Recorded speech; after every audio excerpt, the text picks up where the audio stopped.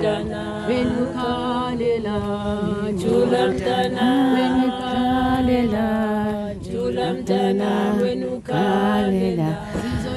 Well, hello there. You're watching the full view here on SABC News Channel 404, coming to you live from the Basotho Cultural Village. And as you can hear and see, I'm surrounded by Imbogoto, Basadi Batsaran, Tipaka Bohale, Banabatarienso, Banabatariatepa. And we're talking about Bome Basotho here in the Free State. We're talking about rural women. We're talking about their everyday life. We're talking about their struggles. We'd like you to please join the conversation. Hashtag SABC or hashtag SA Decides. And we'd like to hear from you. What is your experience as a woman, especially in the Free State? And we're also asking this question, 25 years later, have rural women benefited from democracy? You know, as they are singing here, I'm thinking of this poem or this poem by, it's adapted really from a Mexican proverb. It says, they tried to bury us, but they didn't know that we are seeds. Some say it's adapted from a Mexican proverb. Some say it's from poet Dino Christianopoulos, who in the 1970s wrote it to lament the fact that he was marginalized. So we'll be talking about issues of marginalization. We'll be talking about whether or not rural women, their voices are being heard in the manifestos of their various political parties. But perhaps before we do that, let me introduce you to every single one of them. Let me start to the far right. Let me welcome all my panelists. A very good evening to Raleboa Kannete le re amohetse ka matsoho a mofuthu kannete le sa namarela sena sa ka se sentle ke leboa holo ha re qale re itsebise. Of course, we are in the Free State. I have to speak Sesotho. We speak Sesotho, Xhosa, some of the women here. But let me allow them to introduce themselves. Tell us who they are and perhaps raise one or two issues of why it's important that we are gathered here tonight. My name is Sianda Makayana. I am a lecturer at the University of the Free State. One of the reasons that interested me in coming here was the theme of the topic here namhlanje, is that emancipation of women, leadership and business. So when we are looking at South Africa SQO nowadays, we question so much of the emancipation of women, especially in the rural areas of South Africa. So as a person who comes from the Eastern Cape, the rural areas in the Eastern Cape, I feel so much interested and feel that I am part of this conversation, especially as a young woman, because when we are looking at issues of emancipation, we are looking at the youth, but I feel very proud of being part of abantu obakhona omama abadala who can impart knowledge thina abantwana esibancinci esingayihoyi, especially when it comes to emancipation. So I feel very welcome here, and ndiyabulela for the opportunity of being part of this podium here. Thank you so much. Sianda, of course, is also a social scientist at the University of the Free State, and she'll be also giving us her point of view generally about some of the challenges beyond service delivery that women face here. I must have mentioned it earlier on to our viewers that the women population here in the Free State numbers somewhere between 30 or almost 30 million people, and almost 40% of those are unemployed. But let's introduce you to our next guest now. Matsidiso, perhaps if you could just tell us who you are and what you do. Naki Matsidiso Mofokeng, ke hlama le Mabolela, Botjhabela, Amogana Mopedi.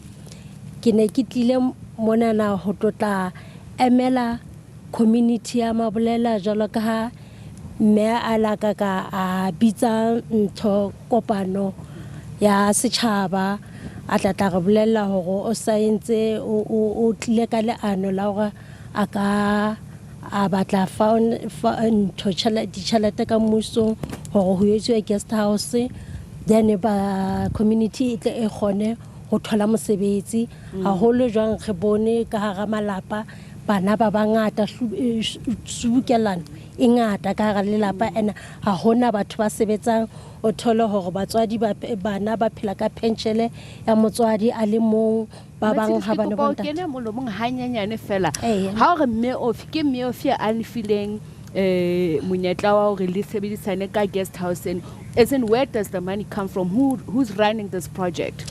Ke mme mfumadi mahadi mopedi e be lo re he o bitsa meeting o re setjhaba se iketele di beneficiary ba tla kgona ho tsamaisa ntho e hore e tswelle pele ya ba setjhaba se kgetha 15 okay, so all right, so Matshidiso Mofokeng saying that she was one of the beneficiaries of a project that called upon the community that she's from to be a beneficiary of this guest house project. And she'll tell us a little bit more later on. Wherever you are at home, you might have similar experiences, what the experiences are, and whether or not it's created employment and it's made an active part of the economy.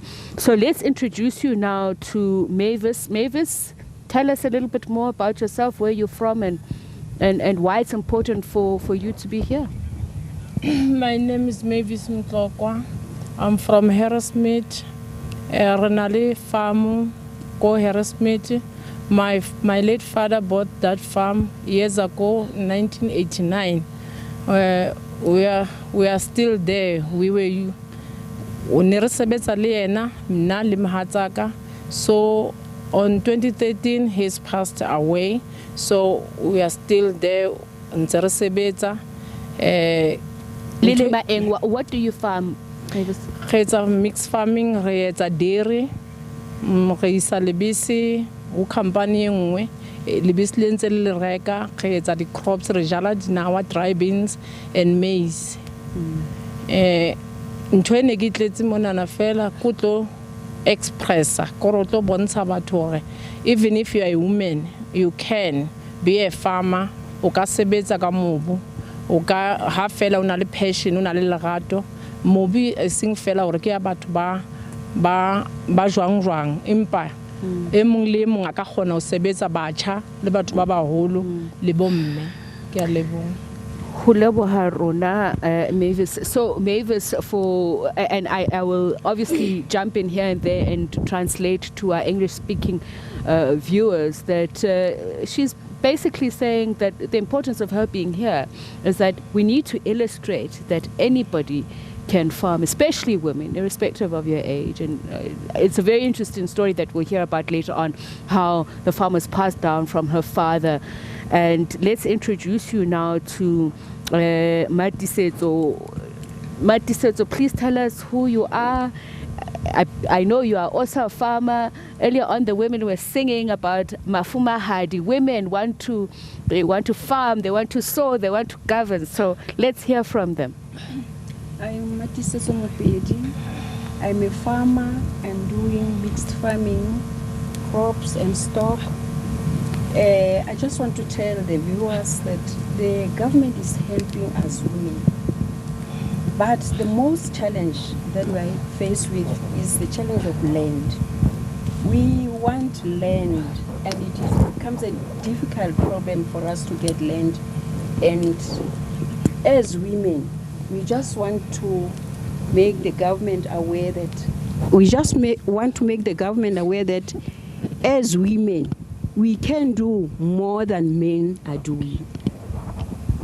All right, thank you very much, Matisetso.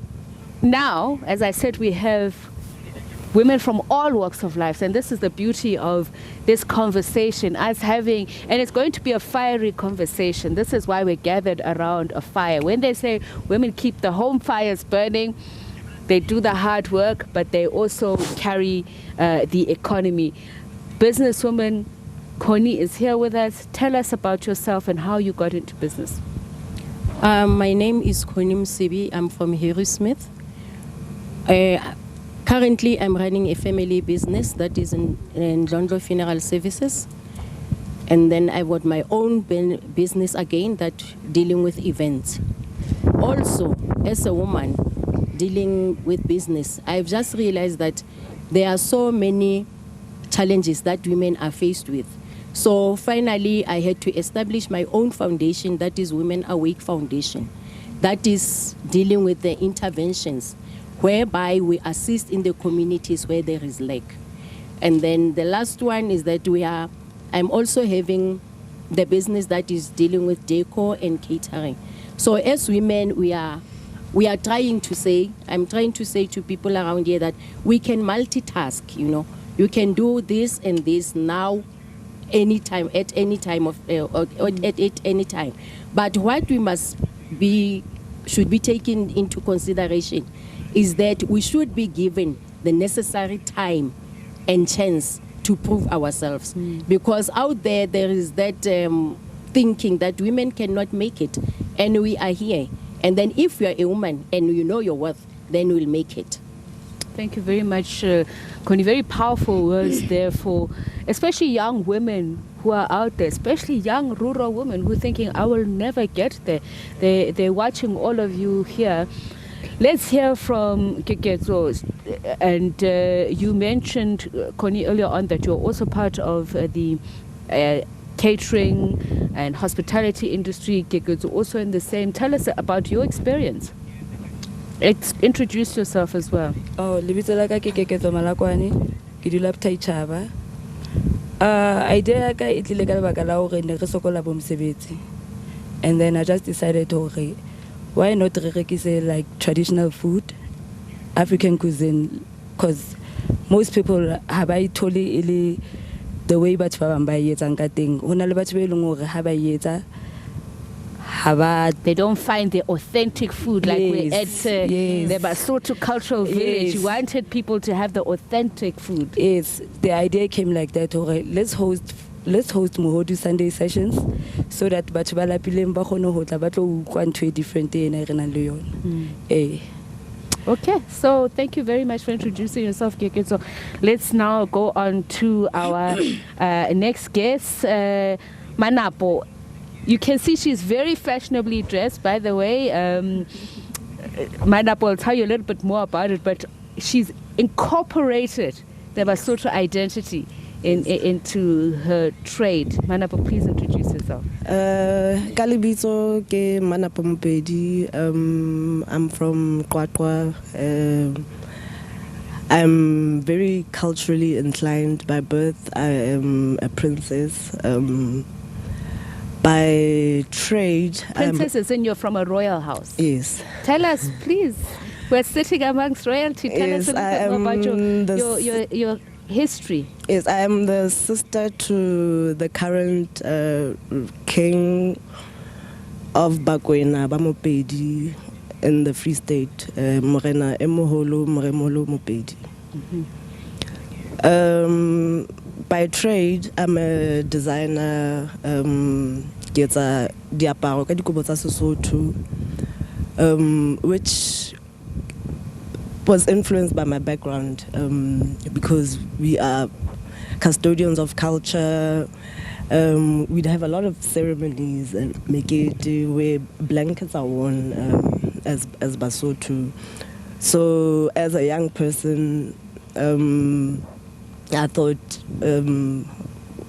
why can't we make these blankets wearable? And because we repela on a daily basis. So that's how my business concept came about. I'm just trying to encompass culture into our modern day living and embrace it and promote it, so that we don't lose ourselves completely. Right. Me Tutwan, please introduce yourself. Tell us why you are part of this group of women.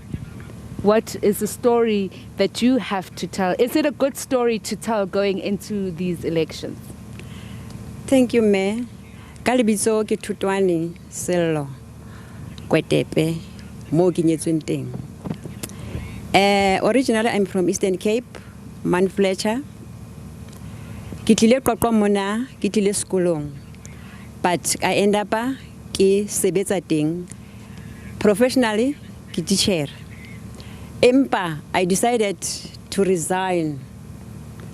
Ha ke se ke resignile, nka se kgone ho dula fela ke sa sebetse jalo ka ke ne ke le teacher ene ke na le passion ya ho sebetsa ka bana we decided to work with young girls mo re ba rutang teng hore ba itshwara jwang ba tsebe culture ya bona from young age from 10 11 12 we have got 2 groups them from 14 upwards we call it Indoni Cultural School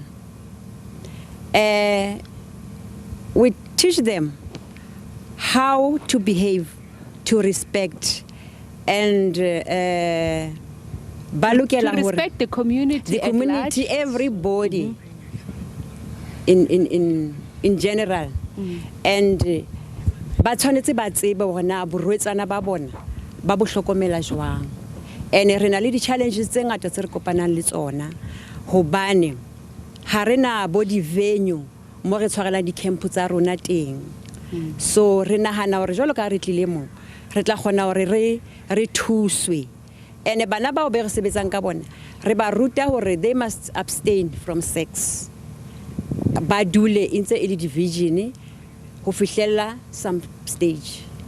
Okay, so very interesting views here, and I'm going to ask each and every one of you to talk a little bit more about it. But as I mentioned earlier on, we're sitting around the fireplace going into the 2019 elections, ladies, and any of you can answer.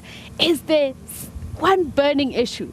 Is there something that's really burning at your center as a woman in the Free State that you feel is not being addressed, that you feel either is pushing you towards voting differently or voting for a particular party?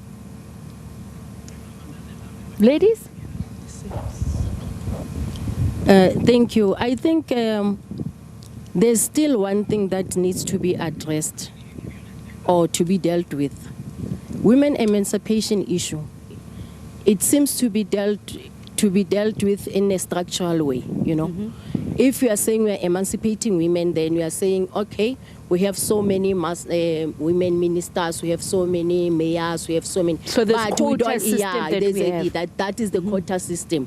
And we don't even have that system to say, how do we measure the progress that is being done on the ground, you know, with regard to women emancipation. So I think we still have to come up with some more creative ways to say, actually, how many women, is there a progress, a real progress that is seen, it's visible enough to say these women are being emancipated? Sianda, you know, I mentioned earlier on as we were starting the program that unemployment rate of women here in the Free State has increased by 7.5%. So clearly it means while there's progress in some areas, as Matsidi also mentioned, there's obviously regress in others. It may be part of a wider national problem, an international problem. Your view of what are the main challenges of women here in the province and why it seems that we are cosmetic, as Connie mentioned, in dealing with some of the deep-seated problems? One thing I want to say is that, you know, when policies are made everywhere globally, policies are made to suit where the economy is booming or where it's perceived to be booming. Let's say, for example, the cities. So that the policies that are being made, they do not consider the context of each and every region in a country. When you're comparing abantu who are in Gauteng, nabantu abaseQwaqwa, their challenges are not the same. So we cannot take ipolicy eyenzelwe abantu baseGauteng and expect for it to be implemented for a context abantu baseQwaqwa, because we have different challenges. We may all be abantu besifazane, but then our experiences where we are geographically and also the experiences ezinazo njengabantu with our backgrounds, because njengoba sihleli apha, we all have different backgrounds, and so our experiences are very different, and also our occupations are very different, of which means that policies xa zisenziwa funeka considerishe ukuba sizenzela bani okweyiphi indawo and for what reasons. And those job descriptions, Do we really, as women, have a choice, or are women forced into it? Because I know some of the ladies here have said, Keketo mentioned that, you know, there was a real issue with unemployment. She decided to go into this catering industry. We were forced into this because abantu abaninzi ungafumaniseka uba abanye they wanted to be engineers, but because of the structure or the system that is operating, it doesn't allow women to penetrate leyo occupation. And ezikolweni zethu, for example, if you go to izikolo zasemakhaya, apho into esifundiselwa khona ufundiswa uba you can either be a teacher, can be a nurse, you can go to tourism, hospitality. You are not groomed to fit into the world, in the organizations, the engineering, medicine, because also the quality of education in the rural areas is very poor. So the patriarchal system still rules, ladies. Is that what you're saying? Yeah. Yes. Should I give another person a chance? Yes. And then, I think what Sianda is saying here, she's very correct. To say we women, there's still lack of knowledge amongst women, because you find women when they go to this type of business, all of them they do the one and the same thing, but there are still gaps on the other hand. So we are saying we need somebody who will come up and say we are now focusing on women, and we are also channeling or showing them all these opportunities that are there. Because most of the women, they do one and the same thing. The next thing, at the end of the day, we find ourselves, like we say, we're in business. We don't even make profit. You just, if you sell something, she sells cabbage, she sells cabbage, but there is no profit in that. It then becomes a habit of doing it, but not improving the lives of our people. And I'm interested to hear from Mavis, because you mentioned that you also do dairy farming and you sell your products to a business. Are you able to share more details about that? And you as a woman, were there particular unique struggles that you faced? Yes, because if you hire our black people, they don't want to work with us because we are black. But if somebody that white, but mahua abahira bayadumela lo sebetsa ho bona. Work for less, or even just work for you in general? Just for a fella, I'm a black. They don't trust us. They want to go to the white people.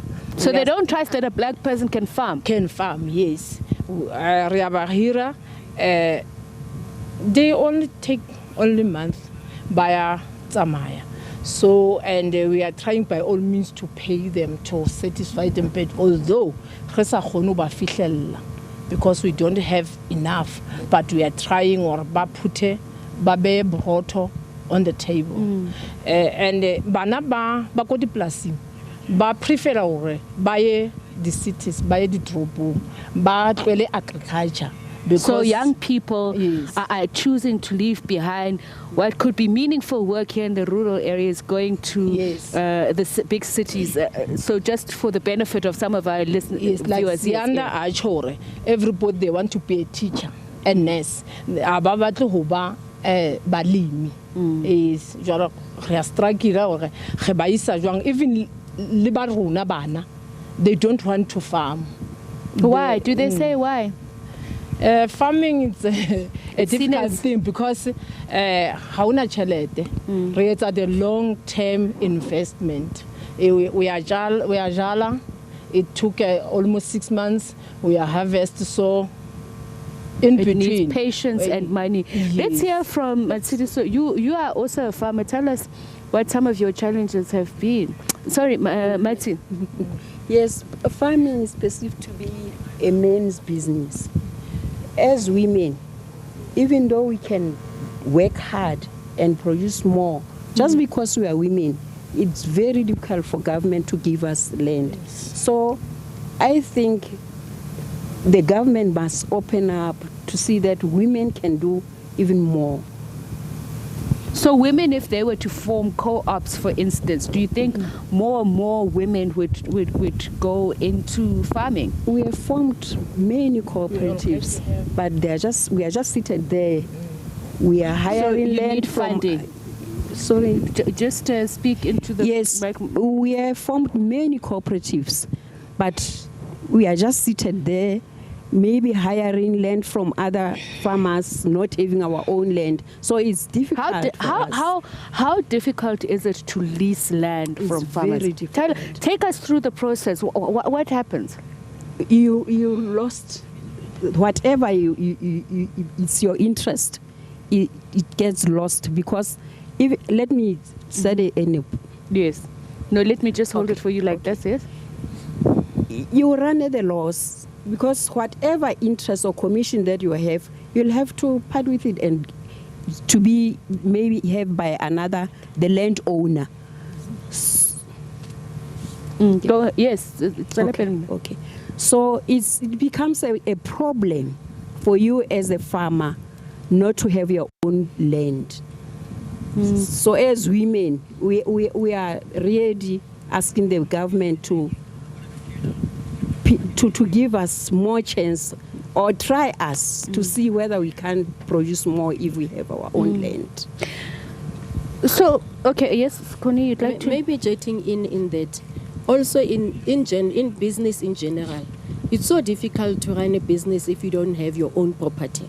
Yes. Because if you can look now, property rates are escalating. So whatever the little profit that you are making, actually you are working for another person, the owner of the property. So the issue of land is very key, that we need to have land so that people can have their own properties and make their own businesses. For now, there is no profit in whatever in the businesses that people are running. And which is what Totwane was saying earlier on about the challenge of venues. But let me hear from you, Keketso, as somebody who's in the catering business. As you say, you were sort of pushed into it because you had no employment. So where do you work from? Where do you source your material? And how much are you able to sell your product for and still make a profit? Generally. Which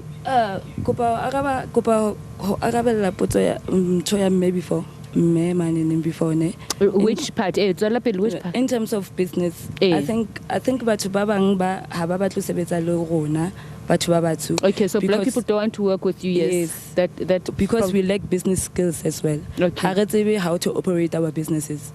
Maybe nna ke entse business just because ke bona okay, I'm hungry, I have to do something, but I don't really know how to run my business. And then ha ke tlo khona ho measure hore ke sebedisa bokae and everything. Yes, ke I bona profit, but I'm not I'm at the level where I have to grow because I wouldn't know where to go. Yes. Yeah, I'm only running just because just to put food in the house. Okay. Yeah. So you can continue on the other issue about just some of the difficulties you face in the business, because Sianda, I want to talk a little bit more about that in just a moment. I'm going to come back to the other ladies as well, but go ahead, Kekos. Difficulties that I face now, especially when it comes to how in a sense, how would you vote? One of the things that would make you not want to vote. Not to vote, but that discourage you. Yes. Now, na ke sebetsa ka malamhodu. Malamhodu ke dilo tse ding tse tlametseng o di clean ka thata. So you need a lot of water. You need a lot of water. Access to clean running water. Access to clean. Ke hloka ntho haholo. Yes. And also, you say electricity. Obviously, the cost of electricity, malamhodu, is something that you cook for a very long time. All of us who would have cooked it know that. So and sometimes that means you face high costs as well. I face high costs as well. Maybe I'll be having a session. Maybe ka Sunday ne. Like I'm having a session. There's a mhodu session. People can come and eat. Mtlakas watima. Mtlakas watima. Or maybe me tsamaya. Okay. All right. So, Sianda, it's a very important issue that's been raised, that of skills transfer. Talk to us about the systemic challenges of that, because we are in a transitional period. 25 years of democracy, these are some of the issues that we're discussing. When it comes to skills, I think now the one thing Enzomane and Buela is back in high school, for example. If you look at our schools, especially black schools, there's no imparting of skills of any kind when it comes to our schools. Because, for example, let's take, for example, mathematics. Mathematics is one of the things that is very much valued in South Africa, to say that if you know maths, if you learn maths, then you'll prosper in the world. But then other skills are not taken into consideration. Okay, I want you to hold the thought, Sianda. We are going to continue with that conversation. We do have to take a commercial break, and we'll continue with our discussion here at the Basotho Cultural Village.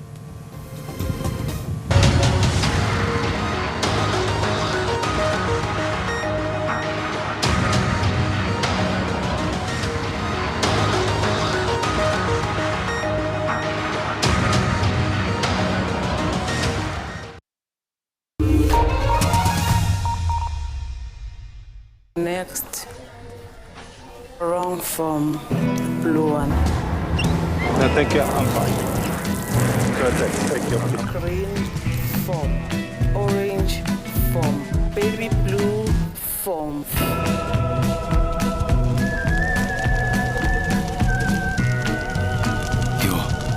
All this serious deserves a glass of not so serious. Come fill yours with Tops at Spa. This week on Health Talk. What is the role of a nurse? The role of a nurse is a very broad one. It starts with assisting patients with self-care activities. Are people happy with the level of nursing care in South Africa?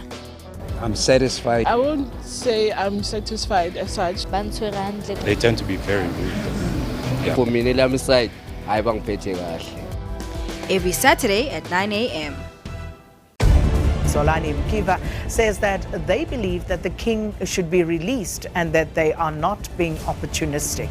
The last 4 years, we have been engaging with government. It cannot be a post-colonial government that begins to jail a king in a context of what actually happened. Bobby Solomons, he's the spokesperson of the Alex Shutdown Committee, the multi-billion rand Alexander Renewal Project. Nothing came of that. Community wants to know what really happened to the money. The creative director of the label, Mansu, that of course means black is beautiful in Sesotho. What has been your experience in that regard, given some of the more established labels that you have managed to work with? It is hard. 15 years is a long time. There's a lot of sacrifice for your family to make for you. This is the thing. This is it this morning.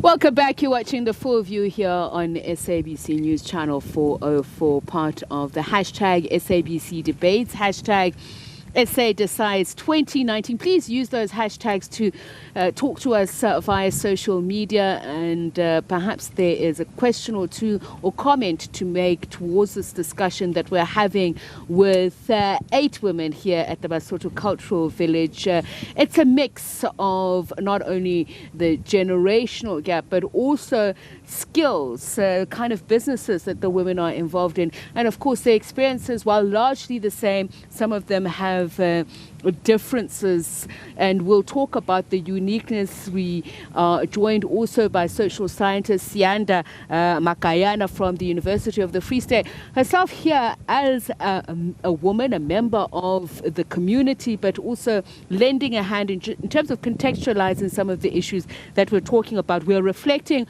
on the voices of women in general in the Free State, but of course rural women, and do any of those manifestos ahead of next week's election, May 8, reflect some of the concerns, the voices of rural women.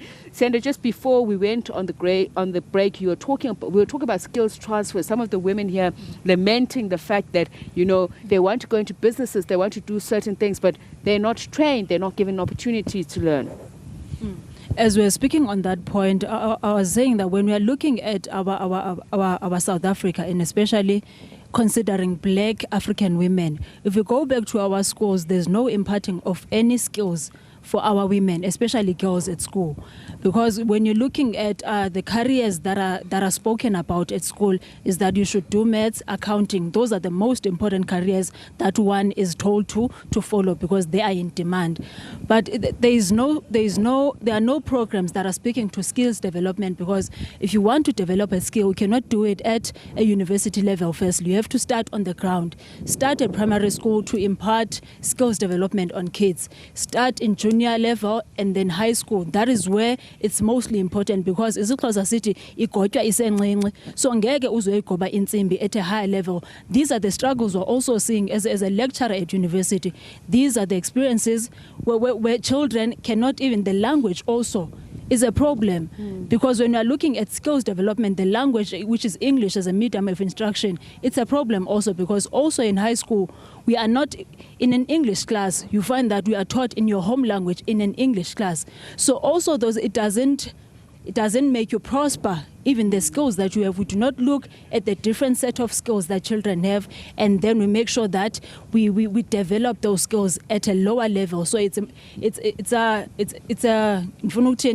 we are setting ourselves for failure to say that sizoyenza at high school level. Start at a lower level and then go up, because as we are here, we are totally different generations. Osis aba we are in business are way older than me, and yet at this generation in the 21st century, I was never part of the skills development in the policies as con. In the manifestos that they talk about when it comes to our elections, they talk about policies that the policies are there, but then are they being implemented on the ground?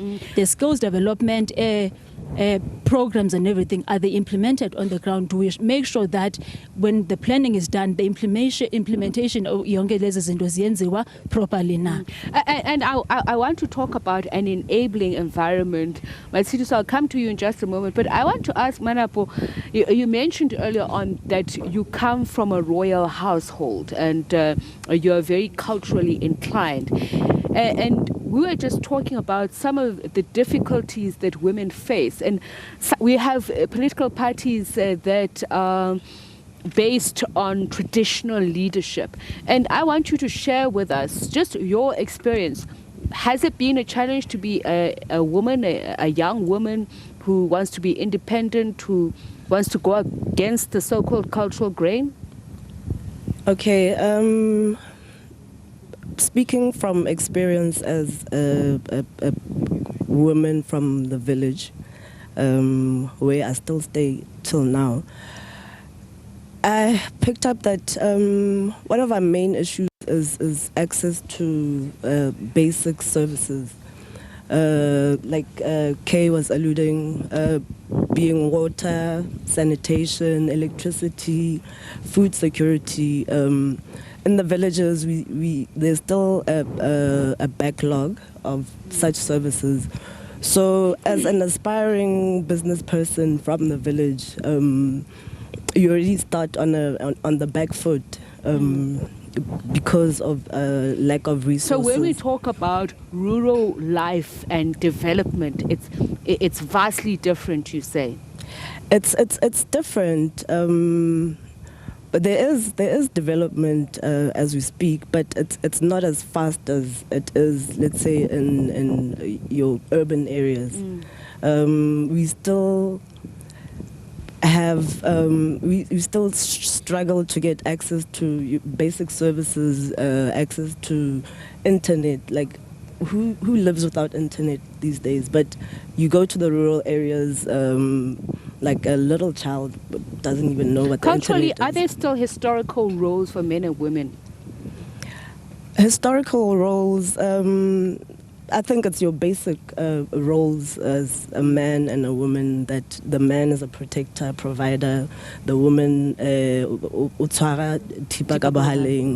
woman is the nurturer, who will take care of the family, community. So traditional leadership itself does not influence how much rights women can access and enjoy?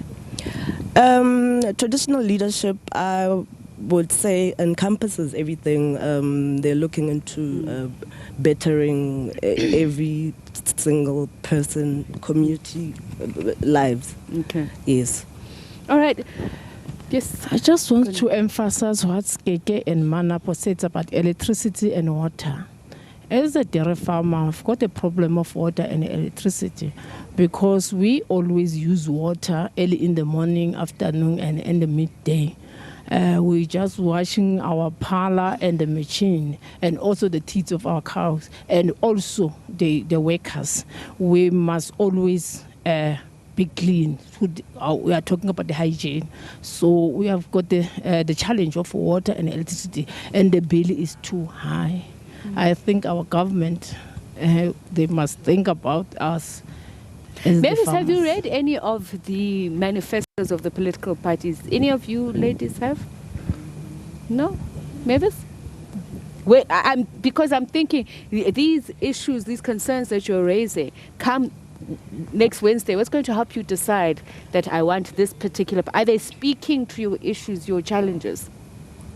Mavis? Not yet. Anybody? I think the manifestos are just there maybe to get people to vote for the parties, you know. If you look at the manifesto of the ruling party, all other parties, they have something small from the ruling party, you know. So they capitalize on what is lacking currently. So what we need to do is to say, we as women, I think we should be saying, let's stay in hope. Let's live in this hopeful land. And then finally we will come there. 25 years into democracy, it's not a lot.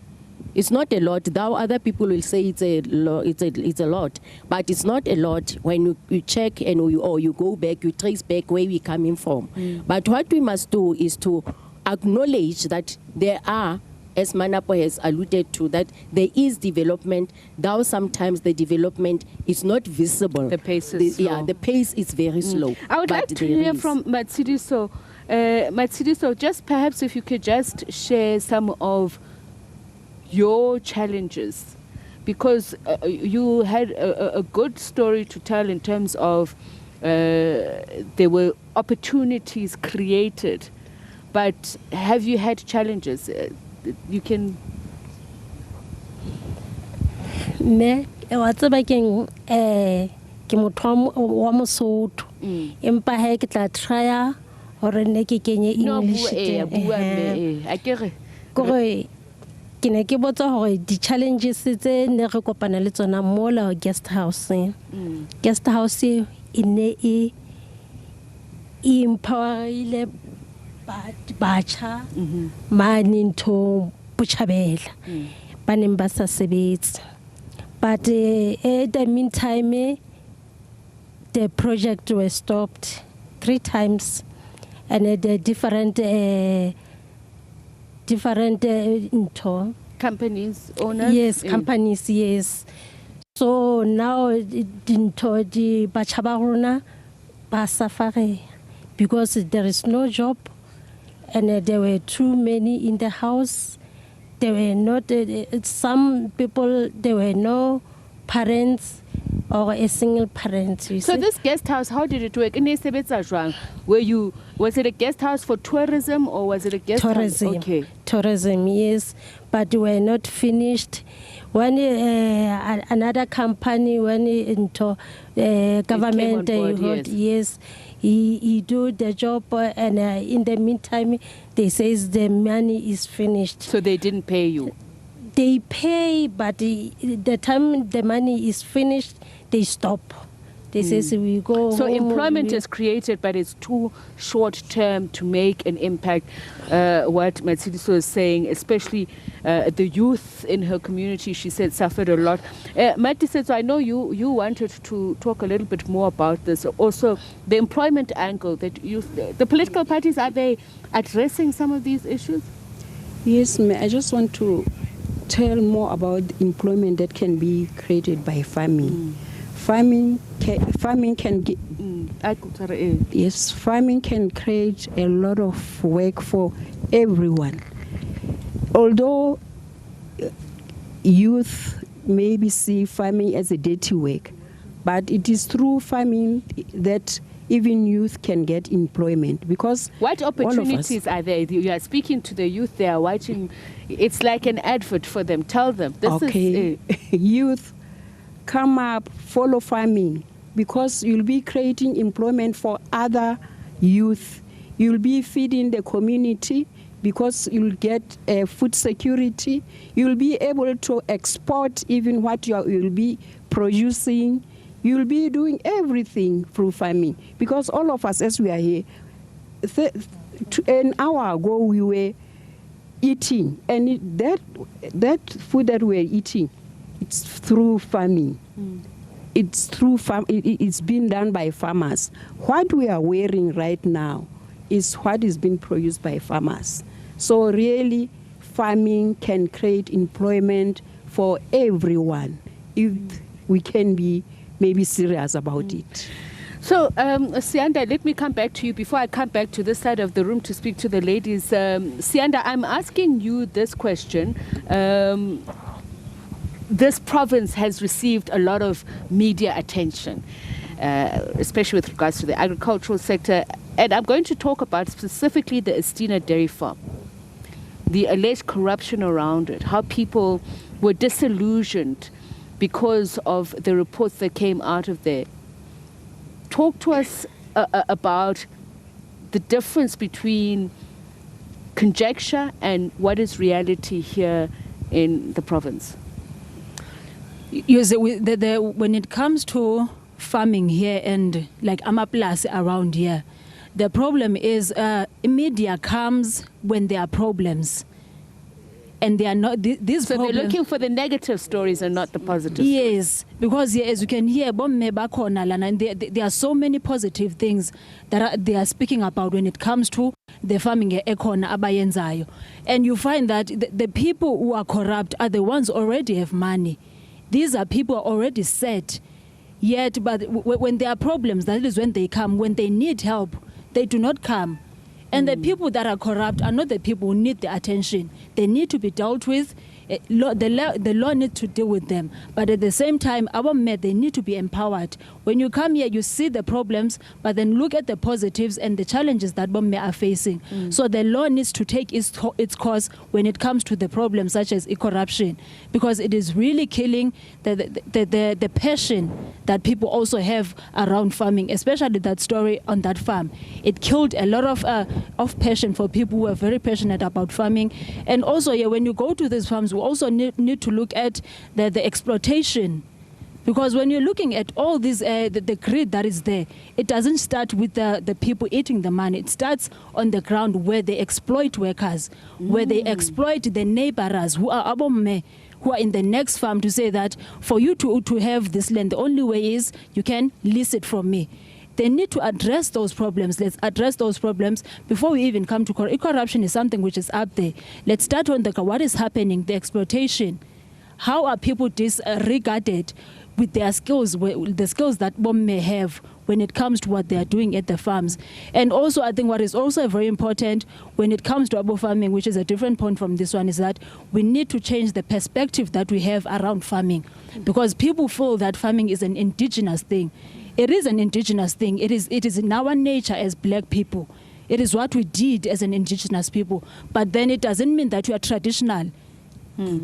We may be traditional, but then we're still very modern, because we assimilate to the new society that we're in. So I think one of the things that discourages young children is that if you do farming, you could never go anywhere. So the perception around farming needs to also change. Women need to be allowed to own land firstly. The perceptions around the ownership of land, the places of women, the women agents needs to be taken into consideration. Women can do things for themselves. And you've mentioned a very important word there, agency.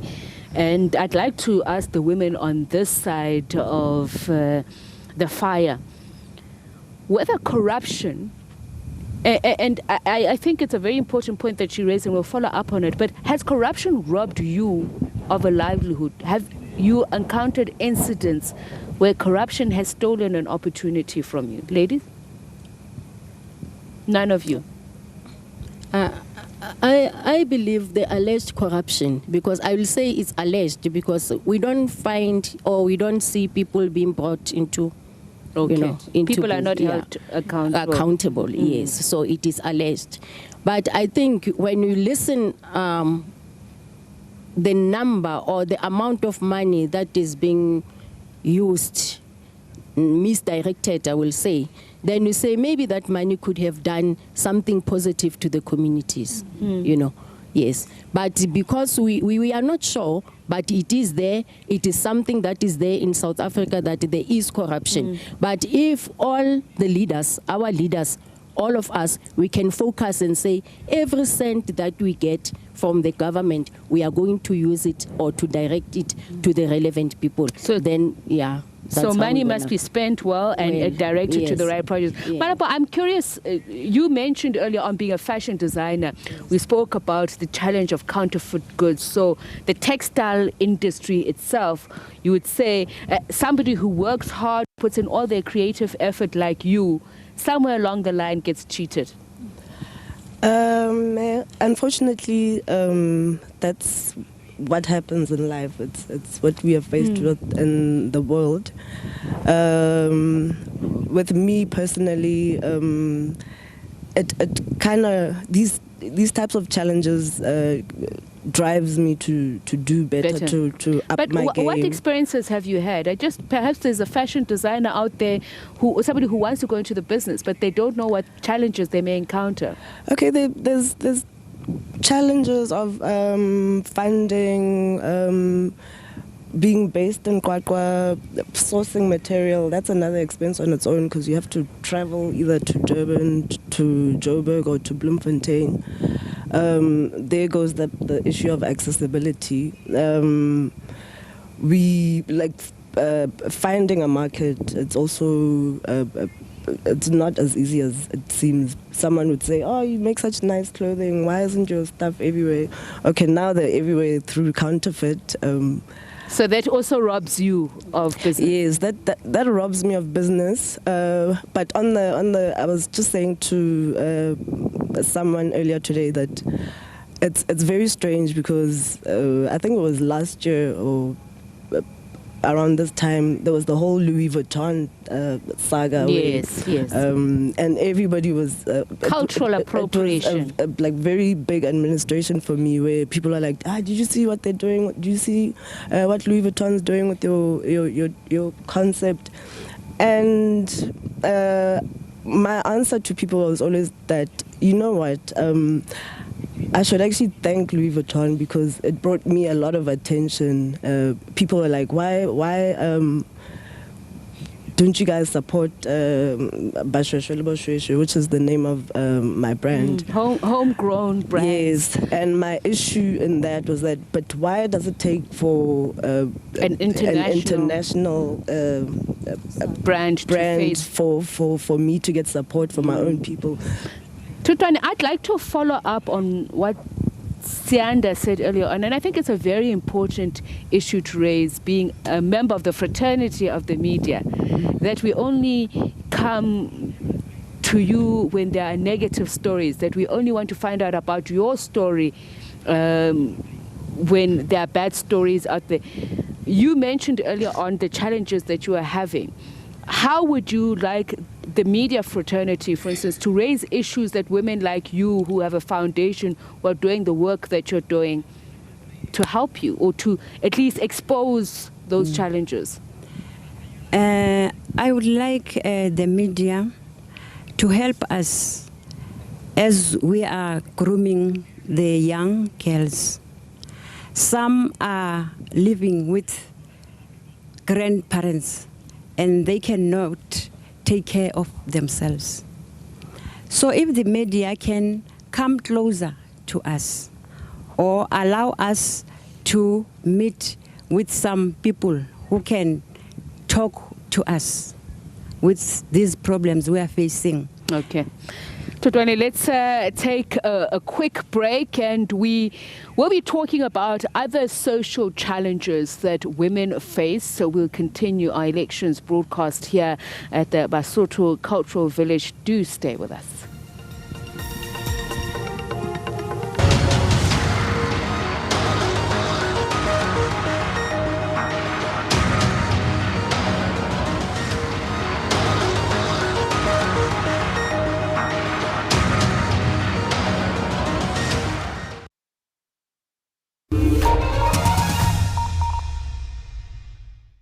We do not just speak. We let every voice in our nation find full expression in language and in culture. We do not just teach. We empower all people with education. We do not just bring you the news. We place you where the news is happening. We do not just entertain. We take you on journeys.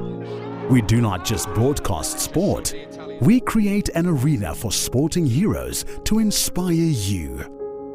Ours is not just a job, it's a calling to ensure that everyone in our nation is informed, educated, and entertained.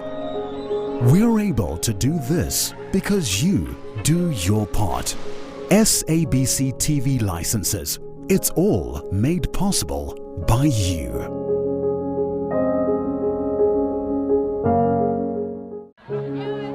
We're explorers. We always have been, endlessly curious, always looking for answers, for new frontiers, for new stories. Because that is who we are. From script to screen, from yelling action to taking you on a journey. Radio producers, script writers, on-air presenters, news reporters, sports analysts. We spend late nights creating captivating storylines and earlier mornings keeping you informed, educated, and entertained. For us, it's not a job, it's a calling. We do this and more because you do your part. SABC TV licenses, made possible by you.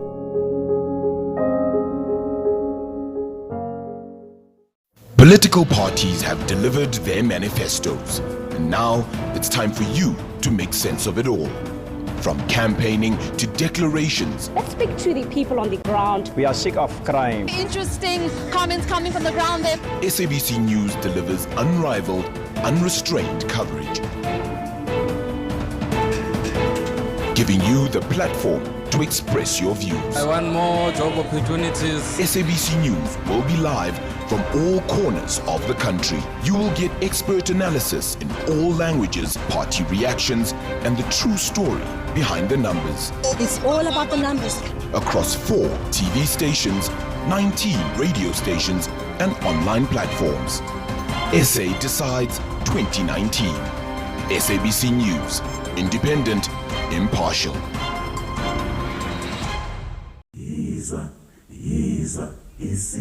In my time, I've truly seen it all firsthand. Angizwanga ngizibonele ngalawam amehlo. Going through my photographs and reflecting on my memory box really brings back many life experiences that are bittersweet and humbling. In this, my homeland, I've entertained tourists and offshore traders. I've evolved from dealing with the battering system to trading foreign exchange. I've traveled to the ends of the world and tasted a diversity of culinary palates. To outsiders, I have lived alongside wild animals, tamed some, and collected livestock as wealth. So my memory box is overflowing. And don't get me wrong, I'm not bragging, but in fact, I'm breaking and hurting deep down inside of this heart of mine. Why? What for? I hear you ask yourself, my fellow Africans, friends and family. The images I have of me are those of the point of view of my onlooker, not those of myself, the subject at hand. I'm choking and suffocating at the chalice those anthropologists and filmmakers tie around me as some sort of grand name tag. Stories have been made and told of me, not of my own words. Films and graphic images have entertained millions of audiences at my expense.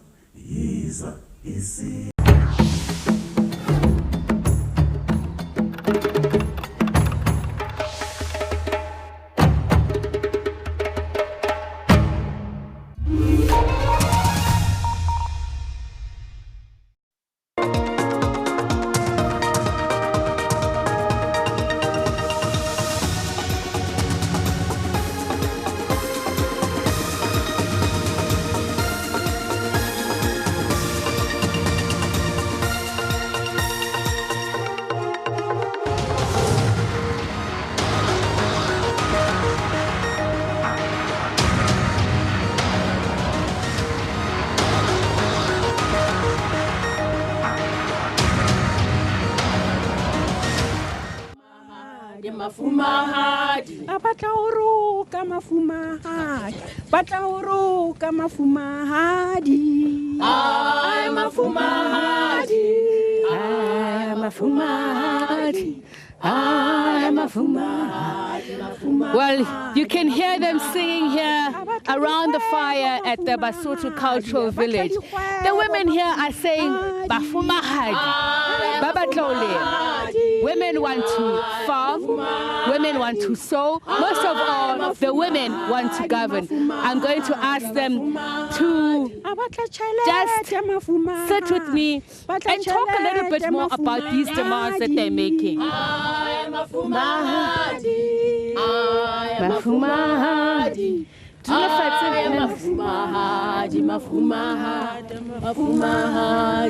So, you are saying you want to farm, you are saying you want to sow, you say you want to govern. This is the most important thing.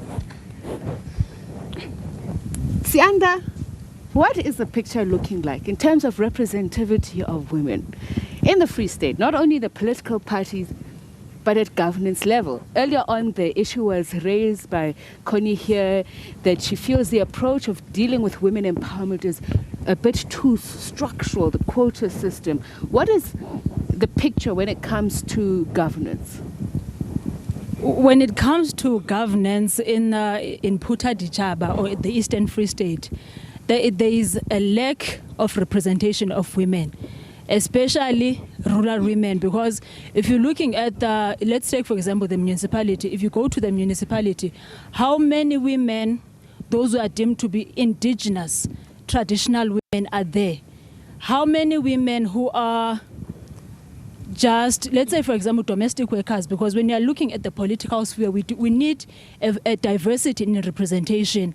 In parliament we have so many portfolios, but then how many are the basics, those who are, let's say in quotation, basic women are representing? When you say basic women, you are also you're implying that there's another category of women who are shut out from the process. Is it because of identity, gender-based violence, sexual identity? Who are these women? Well, these women are women. We are looking at lesbians, we are looking at transgenders, we are looking at people who do not identify to the normal gender that is given by society. We are looking at women who are illiterate or deemed to be illiterate, uneducated women, but who are very intelligent, who have indigenous knowledge. There is no representation of these women when you go to parliament. So you can't just take a person who's already so educated and say that they will represent women who are deemed to be basic. How will we get our voices? Their voices are shut down because they do not fit what is deemed to be what is needed to be part of that sphere in South Africa. So there is a lack of presentation of diversity when it comes to our parliament, especially here in Kwakwa. If you go to the municipality, you don't find diversity. You find straight women who are sitting there. What about lesbians? What about transgenders? Let me ask the ladies who are here, is this a taboo subject, especially in the rural areas? Are these things spoken about? The fact that they are women who identify themselves differently or don't want to be identified according to their gender, who claim a binary identification. Would any of you women like to talk about it? Is it something to talk about? Yes, yes. Again, I would say the problem with us rural societies is access to information. So the issues I am highlighting are almost only for liberal women. If you don't know what a lesbian is, let's say, for example, how are you going to be accepting of it? How are you going to be accepting of a transgender person if you don't know? And it's just because because of that lack of knowledge, should information be more easily accessible in the rural communities, I think our up-and-coming young girls would be at leverage, or just our children in general would be at leverage and be able to engage in specific topics and have their own opinion besides of those that they grow with culturally, because in the rural areas you get households led by elders with a very different mentality from your normal liberal child mentality. But ladies, it goes beyond that, doesn't it? It goes beyond when we're talking about gender-based violence, sexual violence. Sometimes in rural communities, these are issues that are not spoken about, even something as simple as family planning. Okay. We have a very big issue of patriarchy that we're still dealing with, where women aren't as equal as men. That's an issue we can't run away from.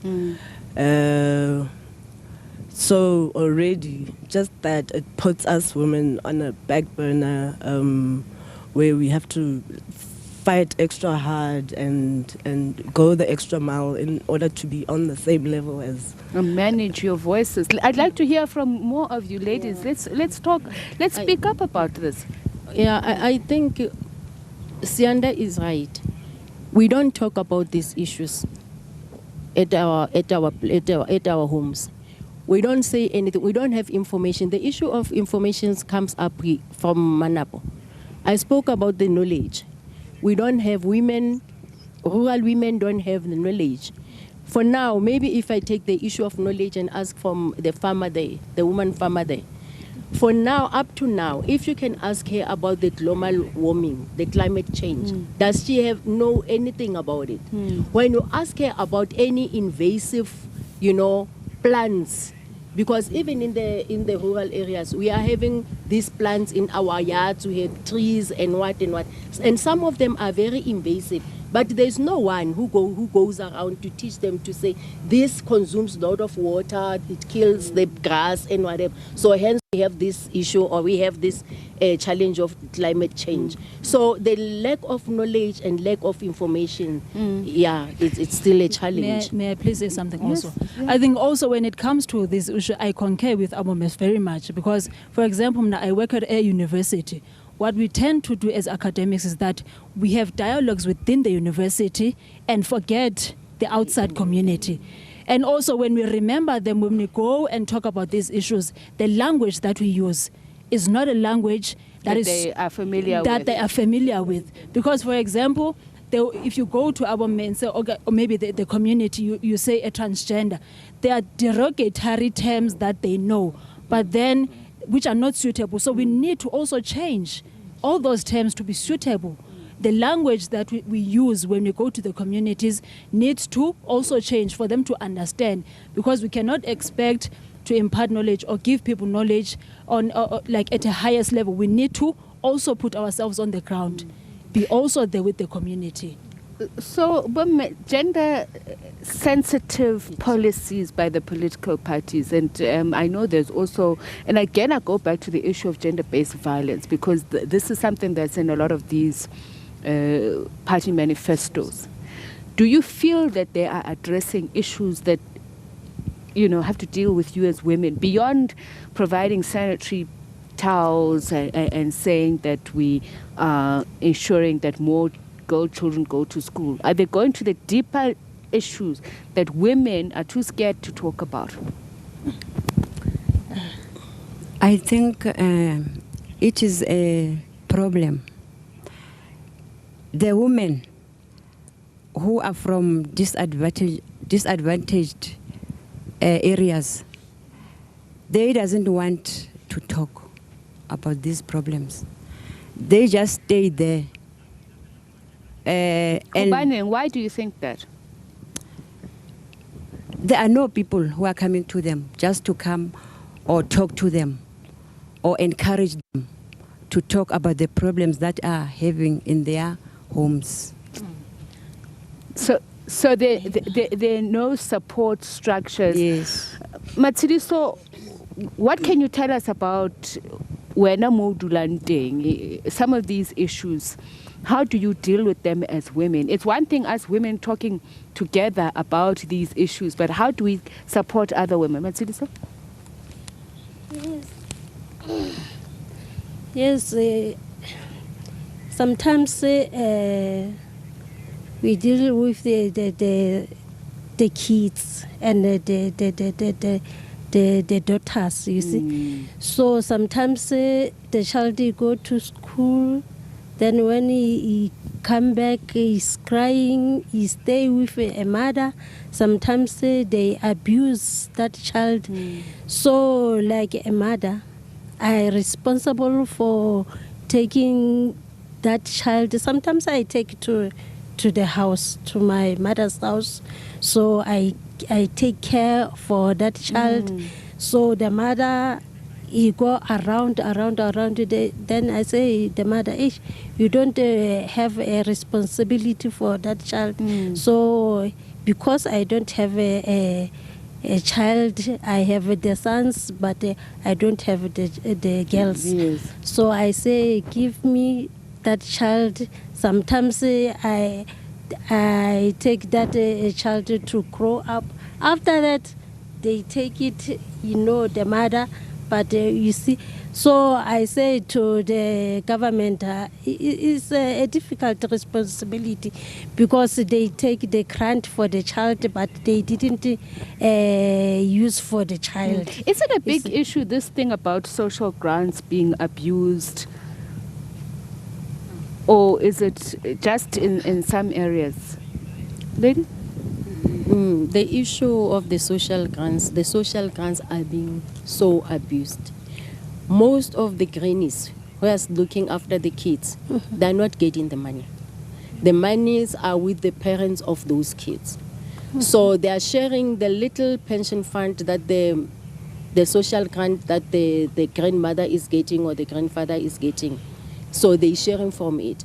So most of the time, I don't know if is there a way of monitoring, there could be a way of monitoring on how it's being used. Maybe you can say through the schools, if a child goes to school and then somebody from the school will take good care of that child, whether a teacher or whoever will see to it that the child comes to school being clean, has the uniform, has proper food and so all the more things that support are structures are needed. We need more support structures, yes. Keketso, just to hear from you, we say it takes a village, but yet we are in a village here and it's a very empty village. It shows what happens in our communities.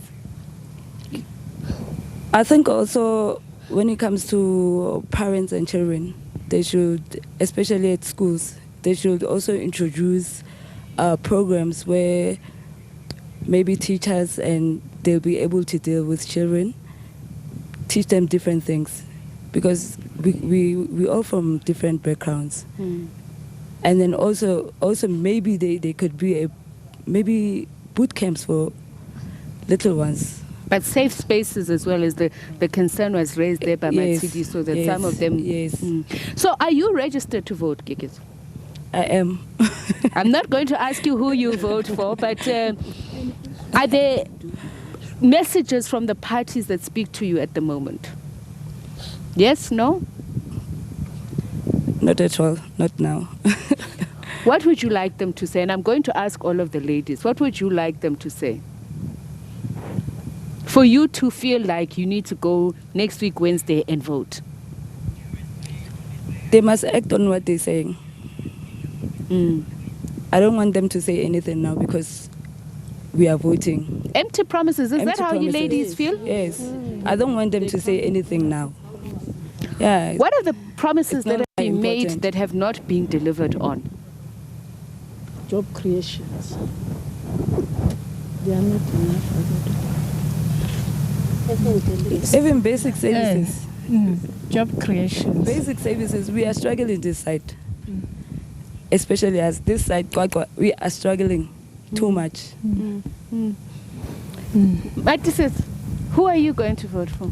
If you want to tell us, by the way. It's a secret. I know, your vote is a secret. But Do you think it's the parties that have been there or the new parties? Are any of you interested by the new parties?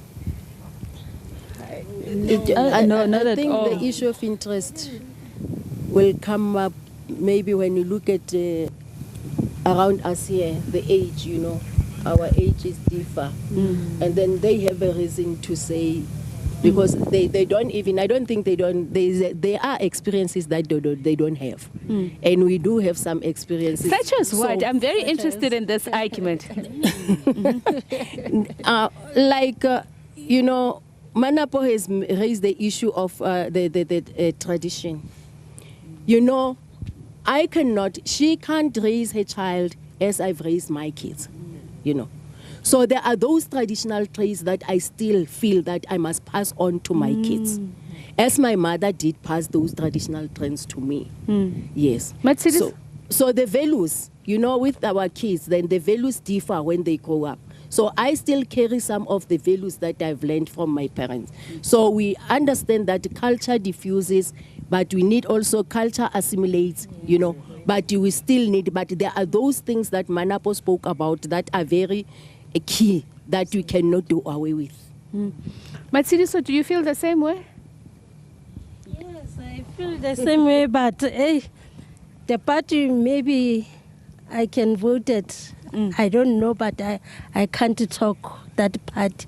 Does it have a color? Is it red, blue, green? But the empty promises, no. We don't want the empty promises because now at Buchabela there, we stay there, they take the lights, the Apollo lights, and it's dark, and the Tsotsis, you see, they came in the house, so they knock. So I don't know that party, if they came, they'll do that. I'm looking at Sianda here and the smoke is coming towards you and I'm thinking the parties are blowing up smoke. So Sianda...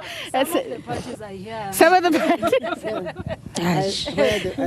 The embers of... you think there are dying parties? There are parties that are going to lose support, Sianda. What are your predictions? There are parties that have lost support. We can't divulge which parties are those, but then if they keep giving us empty... But as a social scientist, you can give your observation. I mean, you're not necessarily speaking from... as an academic, you do have that knowledge. Yes, I do have, but people have lost hope. People have lost so much hope because for the past 25 years, it's the same promises that have been made. They are redundant. So if you make redundant promises, at the end of the day, you lose. But also because what Mama has said, that there are certain values that we hold. So with the values that we hold, there are parties that are still going to get some votes because of the values that we hold as society. But also, people have lost hope because, I don't know the actual number, but a lot of youth is not voting. So if you do not have a youth that is voting for you, for any party at large, it's a problem because it is what we are relying on now. So if you don't have the representation of youth, who's going to represent the next generation? I see the ashes of some parties are haunting us. They're flying so away. Mavis, talk to me about, you talked about your journey from KwaZulu-Natal to this province. There's this thing of identity politics. Mehmet says, let's please just give it to Mavis because I just want to hear. Does it matter for you, one province to the other, the parties that are there and what they're offering? Not at all. I don't have a problem with the party because the parties, they are always there. Okay. I'm going to ask Susanda to please pass on the mic that... so that because we are not, this one seems not to be working, so let's get, yes, thank you very much. I don't have a problem with the parties because they are the same with the part with KZN and here. And I'm not gonna change the party because I know that the new one will come with... So you're going to continue voting for who you voted for? Yes, because the new one will come with their issues. And they will come with the empty-handed. They will want to feed themselves first. So I will carry on with that ruling party. I'm happy. That's very, very interesting. Metotwan, you work with young girls. What do they say about voting? I mean, some of them are probably not at voting age, but do they have interest in dikgetho elections?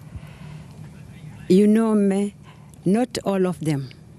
Few of them, as they are still young, they are interested. But when you are asking her, why are you going to vote? She doesn't have valid reasons. She's just going to vote because we are going to vote on that day. Manapo? I just wanted to say, as women, as Bomme, we are very creative and resourceful. I mean, look at a black woman raising a nation. So why can't we as black women come up with solutions instead of relying on government, relying on parties who will disappoint us? Do we need more parties led by women? I think we do. We need to just be in the forefront and stop shadowing our brothers and fathers. Stop trying to be the men, but to own our womandla. To own our womanhood and to actually show what it is that women are capable of. All right, so Keke, so just a final word from the youth. My final word, I think there's if we do our researches and everything, there's a lot of information where we can get support as women, maybe in businesses and other things that we are interested in doing. I think we should be inspired. All right. I'd like to say that we should all be inspired by other women. I'm here and I'm inspired. Mekoni, so inspire us with your final word and perhaps leka pinanyan rekwale mudir. You know, I like to say at my age, I don't know how long I'm still gonna live, but I think I've survived and I became as a woman, you know, through all the challenges. As Keketo is saying, they need to be inspired. They must look to those who came before them and say and ask themselves, through all these challenges, how did they make it, you know? So that is the only thing. That is the only thing that is going to inspire them. They must look at the positives, not the negatives. I must just say thank you to all of you women. When they say, but watinta bafaz, watinta bogodo. All of you. Thank you. And that's how we end this broadcast here from the Basotho Cultural Village. Johannesburg is back to you. These are changes into. Change is coming. That's what they're singing.